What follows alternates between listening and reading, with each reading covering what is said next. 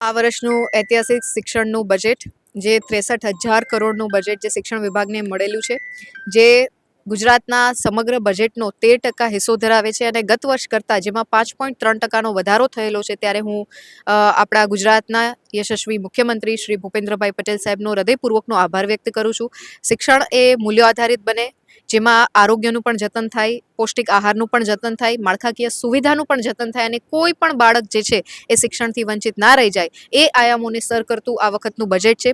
Current બાબત હોય કે નવી બાબત હોય, એને સંયુક્ત રીતે આવરીને બાળકોની જરૂરિયાત આધારે ન્યૂ એજ્યુકેશન પોલિસીનું ઇમ્પ્લિમેન્ટેશન હોય કે પછી આપણી રેસિડેન્શિયલ સ્કૂલ હોય, મોડલ સ્કૂલ હોય, આશ્રમ શાળાઓ હોય, એ પ્રકારની વ્યવસ્થા, ટ્રાન્સપોર્ટેશનની વ્યવસ્થા હોય કે આપણી કેજીબીવી જે છે કસ્તુરબા ગાંધી બાલિકા વિકાસ જે વિદ્યાલય છે, એમાં દીકરીઓની સંખ્યાની વાત હોય, સાથે સાથે ડ્રોપઆઉટ રેશિયોના ઘટાડા માટે પણ આ વખતના બજેટમાં જોગવાઈ કરવામાં આવેલી છે. એમાં કરંટ જે આપણી યોજના છે, જે ખૂબ સારી યોજના નમો લક્ષ્મી યોજના કે જેમાં દીકરીઓના એનરોલમેન્ટ રેશિયોમાં વધારો અને ડ્રોપઆઉટમાં ઘટાડો, એ પ્રકારની આ યોજના છે.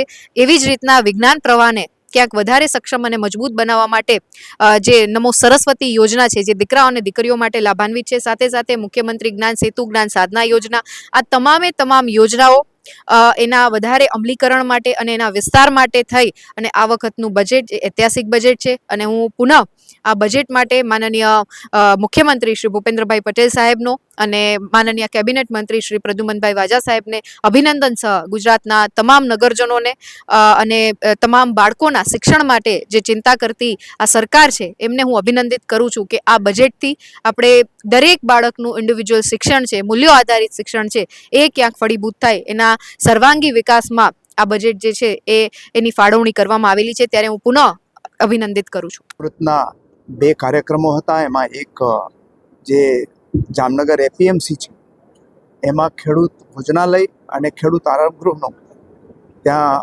ઉદ્ઘાટન કરવામાં આવ્યું અને ટાઉન હોલ ખાતે જામનગર શહેર અને જિલ્લાના લગભગ 412 કરોડ રૂપિયાના 57 જેટલા કામોનું ખાતમુહૂર્ત અને લોકાર્પણ કરવામાં આવ્યું. યશસ્વી પ્રધાનમંત્રી નરેન્દ્રભાઈ મોદી જ્યારે ગુજરાતના મુખ્યમંત્રી હતા, ત્યારે 2005માં જે શહેરી વિકાસ વર્ષની ઉજવણી કરીને શહેરી વિકાસના એક નવા આયામો સાથેના જે કાર્યક્રમો આપ્યા હતા, એ કાર્યક્રમોને આગળ વધારવાનું કામ આપણા લોકપ્રિય મુખ્યમંત્રી શ્રી ભૂપેન્દ્રભાઈ પટેલ ગુજરાતમાં કરી રહ્યા છે. અને આને કારણે ગુજરાતની અંદર જે માત્ર નગરોનો વિકાસ એટલે નળ, ગટર અને રસ્તા નગર કહેવાતું હતું, એની જગ્યાએ એ આયામોમાં અનેક પ્રકારના નવા વિકાસના પ્રકલ્પો જોડાયા છે.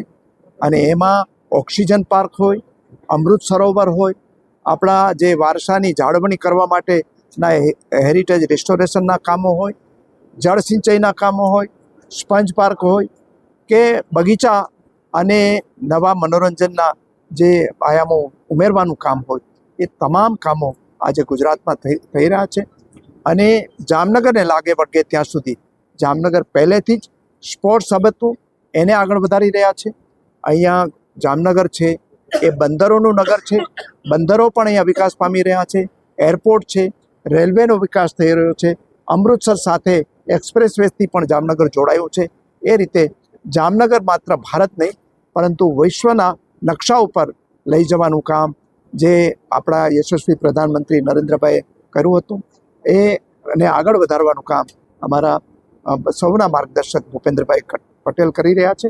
આજે આ લોકાર્પણનો જે કાર્યક્રમ હતો, એમાં અમારા મુખ્યમંત્રી શ્રી વર્ચ્યુઅલી જોડાયા હતા અને અમારા સાથી કેબિનેટના સાથી રીવાબા જાડેજાની હાજરીમાં અહીંયા ખાતમુહૂર્ત અને લોકાર્પણનો કાર્યક્રમ સંપન્ન થયો છે. Thank you.